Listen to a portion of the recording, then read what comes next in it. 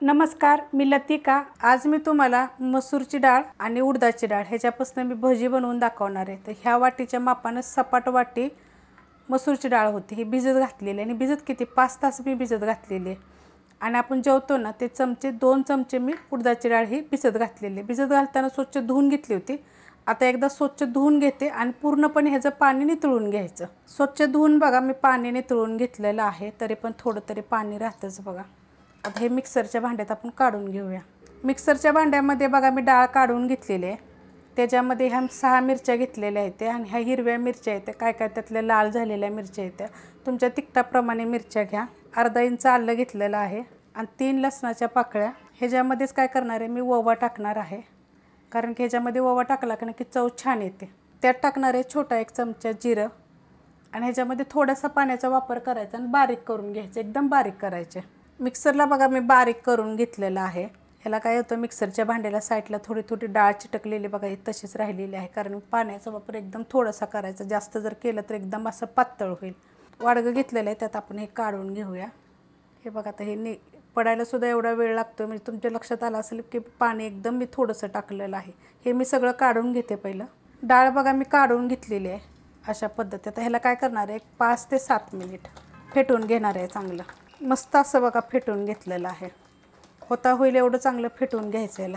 आता आपल्याला ह्याच्यामध्ये 1 चमचा बेसन पीठ टाकायचे। बेसन पिठाच्या जागी 1 चमचा तुम्ही तांदळाचं पीठ टाकू शकता, 1 चमचा तुम्ही मैदा टाकू शकता, 1 चमचा कॉर्नफ्लॉवर बी टाकू शकता। त्यात टाकणारे त्याच चमच्याच्या मापाने 1 चमचा सफेद तीळ, 1 मीडियम आकाराचा कांदा बघा असा बारीक कापून घेतलेला आहे, अर्धा चमचा धने दरदरे केलेले आहेत बघा। हे कसे करायचे ह्याची पण रेसिपी मी अपलोड केलेली आहे। त्यात टाकायची कोथिंबीर, ह्याच्यामध्ये 2-4 पानं तुम्ही पुदिन्याची पण तोडून टाका, पुदिन्याची पानं कढीपत्त्याची पानं मस्त लागेल, तसं पण करून बघा। ह्याच्यात टाकूया पहिलं आपण आता हळद, चवीप्रमाणे टाकायचं मीठ आणि हे पहिलं आता चांगलं मिक्स करून घ्यायचं।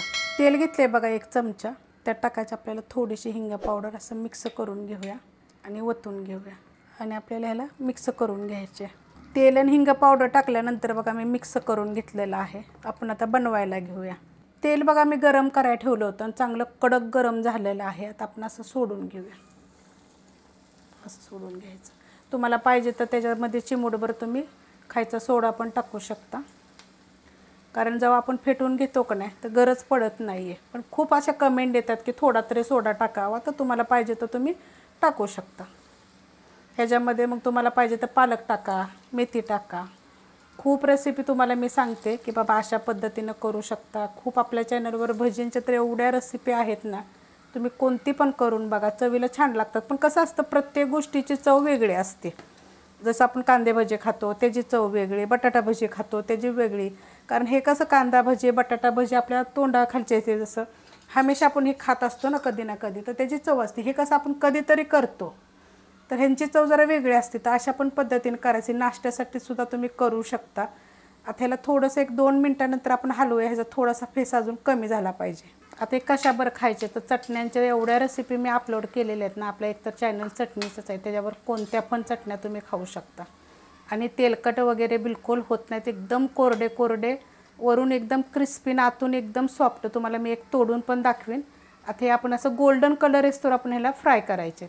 मस्त असं बघा कलर आलेले आहेत, छान असे फुगलेले आहेत। ह्याच्यात जर तुम्ही चिमूटभर सोडा टाकला तर अजून चांगले फुगतील आतून।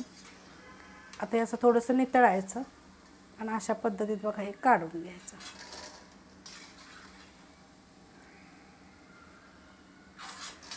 हे बघा किती मस्त असे झालेले आहेत। सांबर करून जर सांबर संग जरी तुम्ही खाल्ले तरी चालू होईल बरं का, ते पण रेसिपी मी अपलोड केलेली आहे। हे बघा हे का जाळीदार एकदम आतपर्यंत, वरून एकदम क्रिस्पी, एकदम गरम गरम का हात लाल झालेला आहे, गरम गरम मी तोडून दाखवलेलं। अशा पद्धतीने मी राहिलेले करून घेते। रेसिपी आवडली तर लाईक करा, सबस्क्राईब करा, कमेंट करा आणि शेअर बी करा।